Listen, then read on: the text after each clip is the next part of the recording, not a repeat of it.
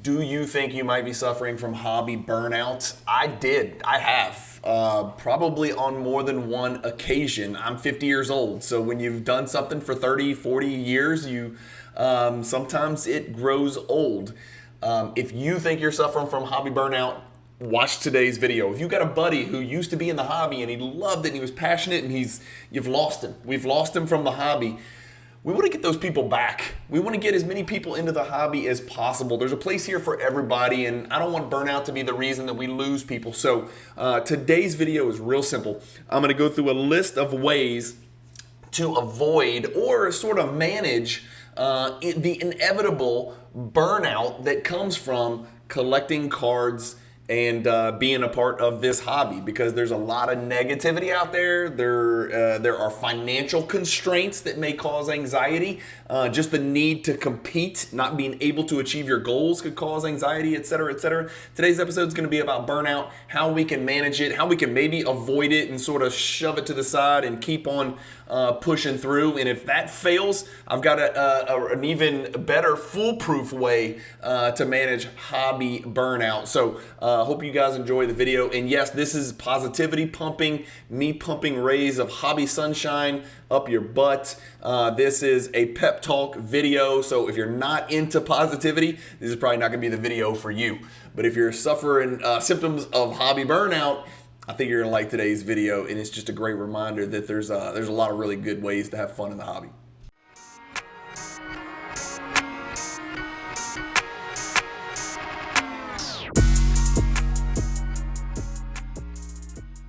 PWCC is a great way to sell your sports cards. If you're looking for a way to support the Cajun Cardboard YouTube channel, consider using the promo code CAJUN, all caps, CAJUN, when you're selling your cards on the PWCC marketplace. Hey guys, Brian with Cajun Cardboard coming at you from the great state of Louisiana. As you heard from the intro, I'm just going to go through an itemized list. I'm not the most organized dude out there. You guys know that if you've watched my channel before. I talk quick and I'm a little scattershot, but I'm going to try to stick to a little script here. I've got 9 topics that I want to suggest as ways that you could avoid hobby burnout. What is hobby burnout? First, we should probably define it. I don't think there's any one connotation or denotation of the word. If you look it up in Webster's dictionary, I don't even know if it's there. And by the way, do people even use dictionaries anymore? I use dictionary.com sometimes when I get in an argument about what a word means or how to spell a word with my wife, or if something is a word, if we're playing Boggle or Scrabble or something like that. I use dictionary.com. Old people like me used to flip through dictionaries, actual Merriam-Webster's dictionary. I don't even know if there is another brand out there other than Merriam-Webster. And by the way, encyclopedias. Do you guys, if you're old like me, do you remember encyclopedias? They don't exist anymore because we have something called the internet. Thank you, Al Gore. Anyway, hobby burnout. What is it? Well, let me just tell you what I went through maybe 20 days ago, right? When I decided to hit the reset button, sort of take a step back, chill from social media for a bit here. The plan was to go 30 days, but as you guys can see, I think I've got maybe 17, 18 days. And then for whatever reason, I felt compelled to come back in and hit record and talk to you guys. I felt compelled to go back and look through. I never stopped buying and selling cards during this little hiatus. But I just got tired of having to schedule content. I felt that need to have a video every single day. I felt the anxiety of budgetary constraints. I would see cards that I want and I'm like, God damn, I really don't have the money to buy those cards right now. And that was starting to wear on me. And that's something that kind of is uniform and spread throughout the hobby. I think a lot of us feel that constraint. And that's when people start to make bad financial decisions. So burnout's just kind of, you get that feeling where, you know what, you take a step back and you're like, am I having fun? Do I have that desire that I had a year ago, 4 years ago, 10 years ago, as a teenager, as a middle school kid? And if you feel that start to wane, you may be starting to feel symptoms of hobby burnout. Again, I'm not a psychiatrist, I'm not a psychologist. I am a real estate attorney who lives in Louisiana and collects cards and screams at the YouTube screen for you guys and your enjoyment. So here's my list. These are ways that if you start to feel burnout or you're just like, you know what, I don't even know if I'm having fun doing what I'm doing. Here's a way to maybe hit the like the refresh button, right? And maybe some of these are new pathways, and some of these are other ways to management. Anyway, here we go. I'm going to screen share for a lot of this stuff. So first thing I've got pulled up here is just the card ladder indexes, just to kind of show you all the different ways in the hobby, because I'm basketball and soccer cards. That's it. There's no Pokemon. There's no Yu-Gi-Oh. There's no hockey. There's no football. There's no baseball. So I'm only basketball and a pinch of soccer, primarily, obviously basketball, and then primarily 90s basketball, and then primarily Michael Jordan basketball. So I'm not the best at giving people ideas of what to go collect, because I collect a very small segment of the hobby. But the first thing I know that works, because I've done it before, and it can really add some zeal, some appeal, and some fun to your hobby, is start a new PC. That is number one. Start a new PC. Stay in your sport. If you're a basketball card collector, stay in basketball. If you're football, stay in football. If you're baseball, stay in baseball. You don't have to leave your sport. You stay in your sport. You stay in your area that you've become a master class in. If you really know, ultra modern football, then you start a new PC of a new player. Maybe my guy that just got drafted, at the quarterback from LSU. Or maybe you're like, Justin Herbert's my guy. Or maybe, if you really want to go back a little bit, maybe you're looking for an affordable PC and you're like, Cam Newton was awesome. I'm going to go collect Cam Newton cards. I don't freaking know. I don't know anything about football. But you don't have to leave your PC. Leave your sport. Stay in your sport. Stay in your lane. And just start a new PC. And let me show you what I did. I did it, and here's all the different, look, soccer, tennis, football. If you really want to go out there, you go tennis or golf or wrestling or something like that. That doesn't, tickle me, right? That's not my sweet spot. That doesn't float my boat. But maybe you could go into another area. But first, we're talking about staying in your lane. So I'm a basketball card collector. About 2 years ago, I started to, I don't want to call it burnout on collecting Jordan. It was a financial wear and tear, right? It was wearing me down, how much some of these Jordan cards cost. And I started thinking to myself, who's a relatively risk-averse, surefire Hall of Famer who's still playing basketball that I could get into at an affordable price? And I came up with Damian Lillard. And so I started to look into some Damian Lillard cards. And then, that kind of, brings into the equation, well, what types of Damian Lillard cards? I don't collect Damian Lillard's era. His rookie's in 2012. He's playing now. You're talking about 12 years. Well, I really don't collect. And so it gave me an opportunity to see new products, new case hits, learn about new inserts, new parallels, learn about all sorts of designs. What do other people collect? I started following new accounts on Instagram and on YouTube and things like that. I made a great group of Damian Lillard collector friends. And now look, my Damian Lillard collecting has definitely taken a back seat to Jordan lately, but it served its purpose, and I still have all those Damian Lillard cards. I haven't sold them. Will I one day? Maybe. I don't know. But starting a new PC is one way, and I'm just showing you kind of on the screen a couple of Damian Lillard cards. Like, these are cards that, people aren't going to recognize. They may not appeal to people, but it's a Pop 1 Prism Black 1 of 1. A Damian Lillard third year gold Gem 9.5. A case hit from Panini Studio. What the hell is that? I had no idea what that set was until I kind of looked into it. And the only reason I looked into it was collecting Dame Lillard. Color Blast. What's all the fuss about with Color Blast? Are they that rare? What sets do they even come from? Sometimes it's from Panini Draft, whatever. Learned a lot about Color Blast. Here's a Pop 6 Spectre PSA 10 Color Blast. Obviously, when I got into Lillard, I also started to look into collecting his Prism Rookie Rainbow. I still don't have the damn gold, which bothers me, but I do have this nice base black label. That's the only black label in my collection. That added some variety to my collection, gold, etc. So you're going to see a lot of cool Lillard stuff here. This is just one way that you can stave off hobby burnout.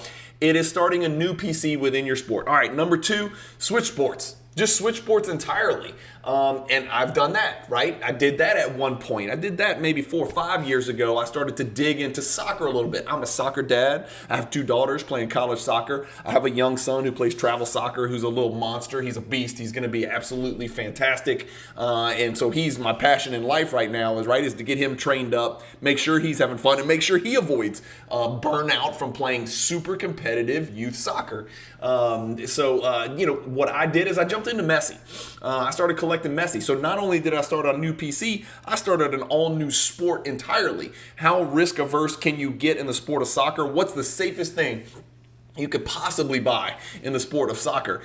I would assume it's Leo Messi, the greatest player that's ever done it, who's actually still active and killing it. Had a goal and 5 assists for Inter Miami the other day, albeit in the MLS. So I started collecting Messis. Not the most expensive Messi cards, just cards that I like the look of, cards that mattered. I jumped into an entirely new sport. So number 2 way to stave off hobby burnout is just to completely start collecting an entirely new sport. And boy, did I learn about collecting soccer cards about 5 years ago when I jumped into this. I learned what sets were important to soccer card collectors. I learned what players were important. I learned a lot about soccer card prospecting.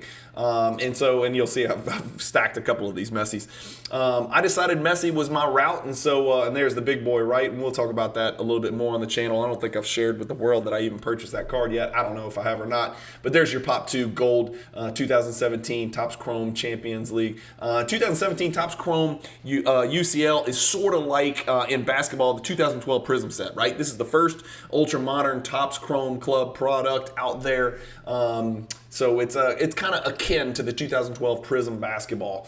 So anyway, just Messi. So the second way is just collect a completely new sport. And look, over here on Card Ladder, if you don't know what to do and you want to just start learning more, let's say you just want to say, you know what, I'm going to collect some football. I don't want to collect the most expensive football player. I don't want to collect Tom Brady. I don't want to collect Peyton Manning. I want to collect LaDainian Tomlinson. I want to collect Terrell Davis. I want to collect the guys that were, Priest Holmes, these dudes that were fantasy juggernauts back in the 90s when fantasy football really started to get its feet wet. You could click on football. You can go to index. You can go to cards and you can search this way. You can go on Card Ladder. You can filter by year. That way you're only looking at cards in the 90s. Maybe you want to collect vintage football, but switching sports is another way, and it's not a permanent shift, right? I collect soccer. Did I stop collecting Jordan? No, I did not. I still collect Jordan, right? And so switching sports is another way to stave off hobby burnout. And third, the next one, and we won't talk too much time about this because I haven't used this method yet, but it's just switch what era you collect in. Like, I'm a 90s basketball card collector. Go collect an ultra modern guy. Go pick a player that you like that's playing right now. If Paulo Banchero is your guy, go collect him. If Anthony Edwards is your guy, go collect him. If you don't think it's a great investment financially, then buy his cheap stuff. Just buy stuff that only has so much room to go down, right? Anthony Edwards might be a bad example because his shit has run like crazy lately, so it might not be the best buy right now. But maybe Jalen Green's your guy, maybe Banchero, maybe Scotty Barnes, or maybe you don't need to even go that way. I went with Lillard, right? Maybe you just jump in to a different era. Maybe you go backwards and you collect vintage. You know what? I always see people posting about this 69 Topps tall boy Alcindor. Who's this Alcindor guy, right? Let me go grab some Wilt Chamberlain cards. Maybe it's not a rookie card, or maybe it's a low-grade rookie card. Depending on what your budget is, get out of your era. Maybe just spark up your collecting habits and learn about something new because you're taking a time machine forwards or backwards. Or maybe you're already forwards and you want to come back into the 90s like I did, right? So the only time I've ever switched eras is I used to be collecting ultra modern shiny, and then I shifted eras into the 90s and started collecting Michael Jordan. So I used number 1 and number 3. I started a PC of Michael Jordan and I completely switched eras. So I had a hell of a lot of stuff to learn, and here I am today talking on YouTube as somebody who's got their feet wet and knows a little bit about the Michael Jordan and about 90s basketball card collecting. So start a new PC, switch sports, just switch eras. The fourth one is collect a set, and I've got a great example of this. Go collect a set. Here's an example. I chased the 1993 Ultra Scoring King set in PSA 10, and I got it. You don't want to count, I think this might be the only PSA 10 set in the world. Humble brag. Not really humble, just brag. This might be the only PSA 10 set in the world. Go collect it in PSA 8. You would be shocked at how you could put together a PSA 8 Scoring King set. Wow, maybe you don't like Scoring Kings. Maybe you don't want to collect Scoring Kings. That's fine. Don't collect your Pop 10 Ewings and your Pop 10 Larry Johnson and your Pop 6 Karl Malone now I'm really bragging, your Alonzo Mourning, your Pop 9 David Robinson. Forget that. Don't pay 20 grand for your Jordan Scoring Kings PSA 10. Go collect the damn thing raw. You don't even need the card graded. Go put it together in PSA 7 or PSA 8. It's super affordable. There's a million sets from the 90s. How about this? You can collect insert sets in the ultra modern. You know what I did at one point in my hobby collecting career, and this really set me ablaze, and it turned out to be the best financial decision of my entire life. And I'm talking about my entire life. I decided to become an 86 Fleer set collector, and I just right place, right time, and right risk taker, and it turned into one of the greatest financial decisions that I ever made in my entire life, and it unlocked a whole new type of collecting, a whole new type of knowledge and understanding of the hobby. So you don't want to switch sports, that's fine. You don't care about soccer, football, hockey, don't switch. You don't want to start a new PC, don't. Just go set collect. You're going to learn something in the process. You can go old school set collect. You could go collect the 1969 Tall Boy set. You can collect the 61 Fleer set. You can collect 72 Top set, Doc's year. You can do a million different things with set collecting and create a spreadsheet. Nerd out. Go research the prices. Go look at what your target price should be. Set a target price based on comps for every card in that set, in that particular grade, at that particular price, and try to meet those targets and go make offers and go post on Instagram looking for fill in the gap of your set. Nothing feels better in this hobby than completing a set, right? So that's option number 4. Go complete a set, right? Could be big, could be small, could be a 300 card set. Shit, these baseball card set collectors collect these 500, 600 card sets from the 60s and 70s. Those dudes are crazy, right? But I bet that's fun to put that stuff together. So number 5, is just rip some wax. That's easy. I don't have to talk too much about that. It's expensive. It's financially dumb. It is financially irresponsible. You get your money back maybe 1 out of 100. You actually make money maybe 1 out of 1,000, but it's damn fun. And we all got to scratch that itch every once in a while. So ripping wax is a good way to kind of reinvigorate your love of the hobby and remember what we're doing and where these cards come from in the first place. They all start most of them all start in a pack, which is in a box, which is in a case. And so go rip wax of your favorite product, or go rip wax of a cheap product if you want to scratch your itch for a low price point. Go buy some 92 Upper Deck, an Upper Deck 92 Upper Deck box or something like that. It's really, really inexpensive, and just go have some fun, man. It'll bring back memories, it'll spark nostalgia, and it'll just give you something new that you're doing in the hobby. Next is, I've got it listed here as sell, sell, sell. And here's the deal. Let me take you off screen for a second. God, I'm going to forget to go back. Sell, sell, sell is number 6 on my list. And what do I mean by that? I don't mean liquidate your entire collection and get out. I mean take a look at your collection, figure out which cards you don't love, and this is so cliche, right? People say this all the time. Do I love it or do I like it? And then recycle your collection through the art of selling. I suggest selling on PWCC and using the promo code Cajun, all caps, CAJUN, shameless plug right there. If you're gonna sell, PWCC is a great way to sell 100 cards at a time. You don't believe me? I've done it. I've sold 1,000 cards on PWCC weekly in the calendar year. It's been amazing for me. It's been great. Let me bring you back here to screen share, because I want to be real clear about selling. I never tell people what to sell. I rarely tell people what to sell. If you have an Anthony Edwards Silver Prism PSA 10, I think you should probably sell.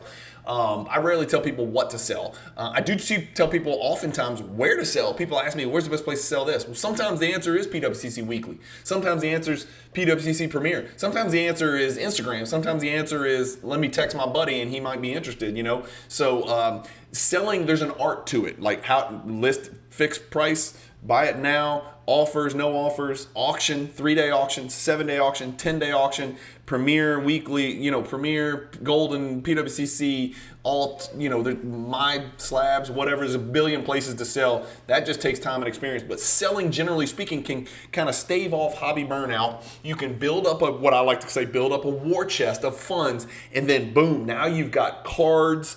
Card money. You're not pulling money out of your checking account. You're pulling money from cards that you may not necessarily love. And so I've got here on screen share, this is my PWCC interface here, and I don't think I'm sharing any big important information or private stuff that I want to keep private. So as you can see on PWCC, I just want to know what I'm selling right now and what I've sold in the past. Well, it's showing me right now, here's a list of everything that I've got that ends on May 12th. Today is May 10th. I'm recording this on May 10th. This auction ends in 2 days, right? Here is just a bunch of the cards that I'm selling. You can see over here, it ends in 2 days, 12 hours and 27 minutes, right? Jordan PSA 10. I decided to go through my collection and take advantage of some of the PSA 10 premiums on Jordan base cards. I've decided to kind of and this is probably big news, but I've decided I used to try to collect every Jordan card in the world in PSA 10 with few exceptions, right? No international stuff, this, that. Well, I decided, you know what? I care more about the hierarchy cards. I created the hierarchy. That's kind of why I created it, because I wanted to identify cards that I personally and with the consensus of input from other much bigger, much more intelligent, much more experienced Jordan collectors. I kind of tried to put together that hierarchy sort of as a framework.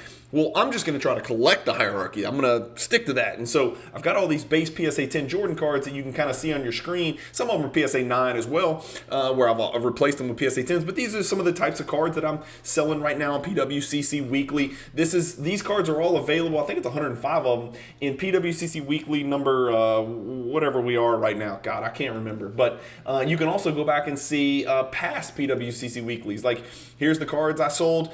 There's 21 grand right there. So here's cards that I sold in PWCC Weekly number 109. There's 21 grand now. Now I've got 21 grand to go out and work with on new Michael Jordan stuff, on new Messi stuff, on some Jude Bellingham soccer cards. So selling is a great way to hit the reset button. There are a million ways to do it. I like PWCC for ease of use. I'm not the guy who likes to take pictures and do all his stuff on eBay and then get 84% or whatever the number is after shipping and eBay fees and all that, and then returns, and then I don't like the way it looks, or there's a scratch, or they damage it, or they don't pay. PWCC is just easier for me, and obviously I'm an affiliate partner with PWCC, so I do have a dog in this hunt. Usually I say I don't have a dog in this hunt. I am very biased. PWCC has been an incredible vehicle for me to hit the reset button and just very drastically and very quickly change the face of my collection, right? So I am consolidating is something I never thought I would do, but in a manner of speaking, I am consolidating into bigger, higher, more important, more rare Michael Jordan cards, because as of May 10th, 2024, those are the cards that mean the most to me. So I took a step back, decided I'm good. If I can get $370 for some base Jordan PSA 10 and then, sell 3 of those and then go buy a hierarchy card that's a pop 7, in a PSA 9 that really matters, that I think is really rare and looks fantastic, damn it, I don't feel any guilt about doing that. That's what I'm doing right now. So I'm just giving you guys a snapshot. So sell is number 6 on the list. Number 7 on the list is just go look at your collection. It's like, just go pull it up. Boom, here it is. Like, I don't do this enough, right? And mine's in a vault. And I know everybody's pro vault, anti-vault. There's pros and cons to vaulting. We've had videos about that all the time. Some people think I'm an idiot and I collect NFTs because I can't touch my cards. But I don't look at my cards enough. Like, I don't open my vault and go look at the cards that are in the vault enough, right? The Jordan stuff, the high-end stuff, the stuff that matters. That will give you a spark. When you see it, you're like, and again, this is the pep talk part. I've done a lot. Like, pat yourself on the back. You've built a collection of cards that really do matter to you. So this is kind of a 2-part deal. When you're looking through it, you can be like, holy shit, that's an awesome card. I'm really happy that I'm one of the few people, 7 people in the world that own that card, right? And at the same time, you might see a card and be like, that card just doesn't mean that much to me. I think it's time to sell it. And so that's kind of a 2-part deal. Sell can go in with never sell, right? And that they can kind of work together. But just going through your collection, if you can keep your collection at your house in a long white box, go look through it. If it's 100 cards, look through them. If it's 10,000 cards, you can't maybe look through all of those cards, but you can pick the cards that are most important. But I think sometimes we don't take a breath and take a moment to pause and actually look through our collection, right? That is what we're doing here, right? We are collecting, and we want to appreciate it. We're so anxious, and I speak from experience. I was so anxious to go show everybody on Instagram, and I still do it because it's part of the fun is to share it with your friends, and not for envy purposes or to create jealousy or animosity or spite, but to share your journey with other people on Instagram or Facebook or on YouTube, right, through mail days is very fun. But I lost sight of I need to look at my collection. Like, I win the card, I get the card, I share the card. I haven't even looked at the card. And sometimes you haven't looked at cards for years. And so it's fun to kind of go through your collection, look at your cards, appreciate your cards, and really pat yourself on the back and remember why you're doing it and the stuff that you love the most. Again, I know this sounds like I'm your dad and this is a pep talk, but damn it, it sounds simple but in cliche, but it's true. Like just going through and looking at your badass stuff that you've put together can give you a real feel good that you've done some things, right? You have made progress. It's like when you're going to the gym and you're lifting. If you look at yourself every single day, you're not going to see muscles or definition or any of that stuff and all the results of that hard work, the fruits of your labor. But if you take a before picture and then 30 days later you take an after picture, you see it. Well, this is your after picture. We're taking before pictures when we buy these cards. We're not looking at the after pictures when we're shredded. We got abs and pecs and guns and biceps, or at least I used to, right? So looking at your collection is kind of your after picture. Next on my list is take a break, not from the hobby, and this is what I just did, so I can speak from experience on this. I thought I needed 30 days. Take a break from social media and in all aspects of social media, right?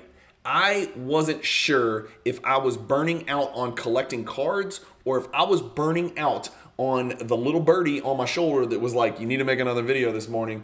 What is it going to be about? You need to post, you need to schedule this post. You need to post this on Instagram. You got an open day, or you've bought these 7 cards yesterday. Now you got to go make 7 Instagram posts, or you got these 30,000 cards over here. You need to sell.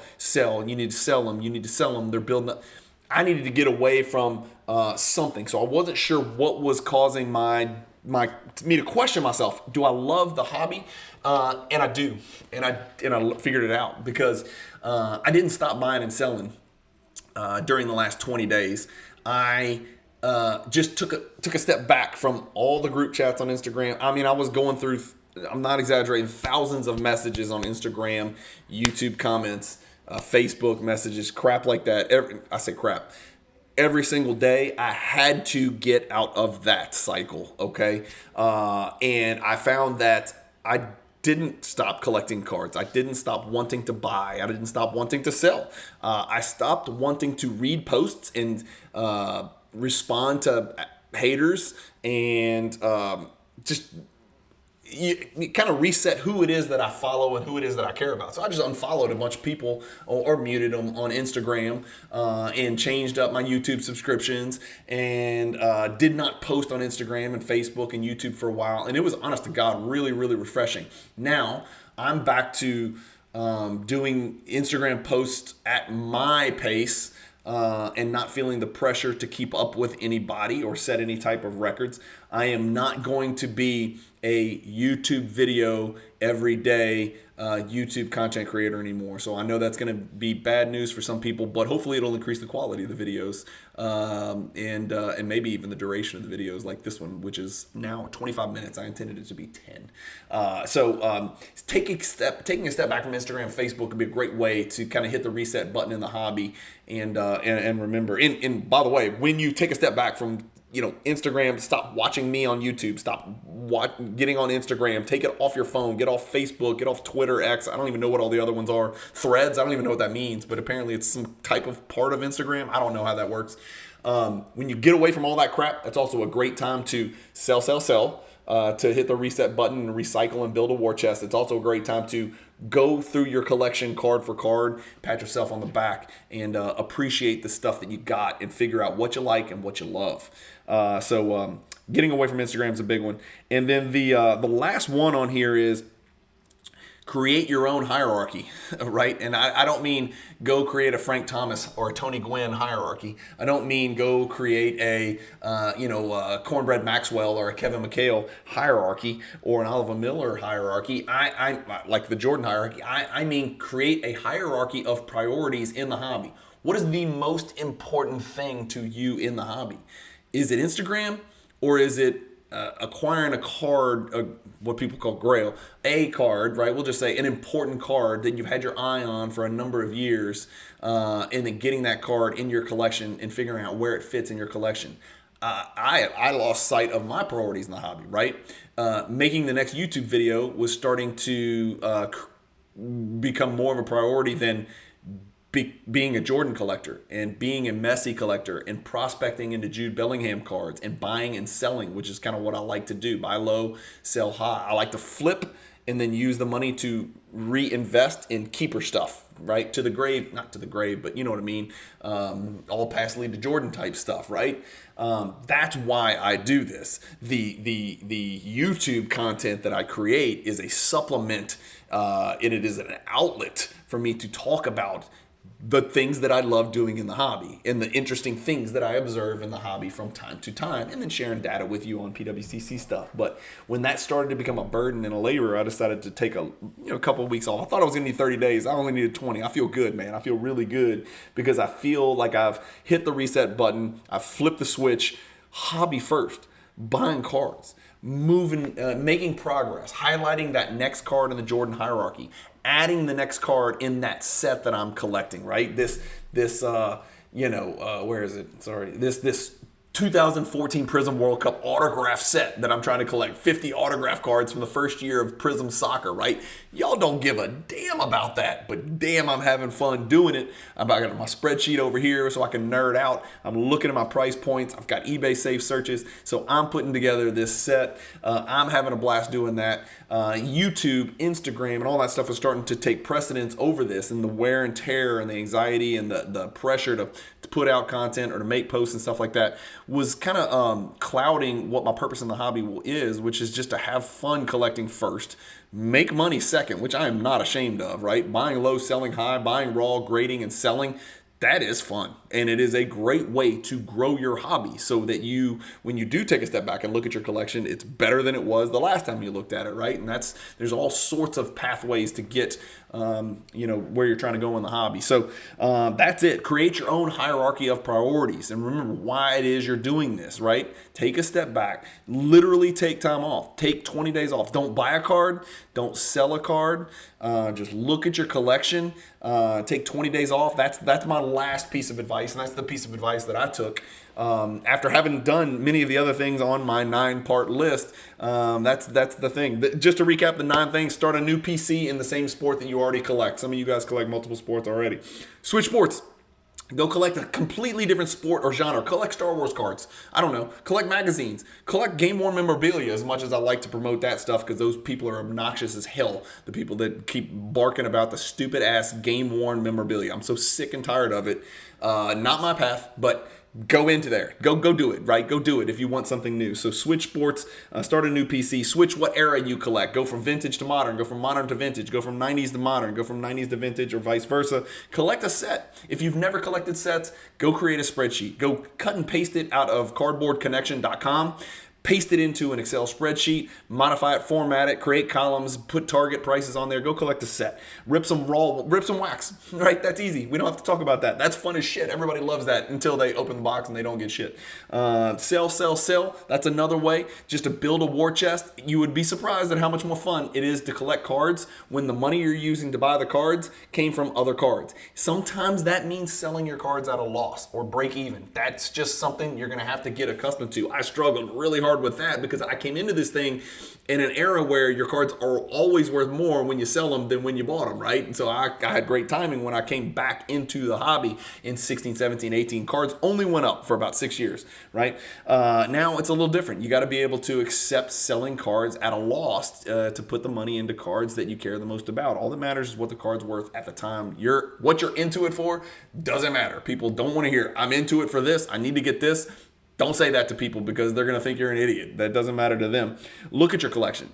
Yeah, is that stupid and common and caveman? Yes. Sit back and look at your collection. Sorry, let me get you on big screen for this stuff. Just looking at it, right? Is scrolling through it. As a nerdy vaulter, I can scroll through it. I can sort any way I want. I can sort soccer. I can sort basketball. Jordan, Lillard, Giannis, Messi, whatever.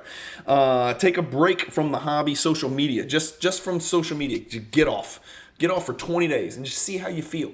Take it off your phone. Sometimes it sneaks up on us and we feel that anxiety, right? I sound like a psychiatrist, psychologist. I just learned by doing, right? I learned by trial and error. And then the last thing is create your own hierarchy of priorities. Literally take pen to paper and write down what is the most important thing in the hobby. If I said, here's 12 things about the hobby, buying cards, selling cards, Instagram, card shows, Facebook, watching YouTube content, listening to shit on Spotify, and I ask you to prioritize what really means the most to you. You would be surprised how refreshing and how good of a lesson it is to just put pen to paper and honestly ask the question, do I care more about this, this, or this? And then put them in order. That matters. We do that with cards all the time.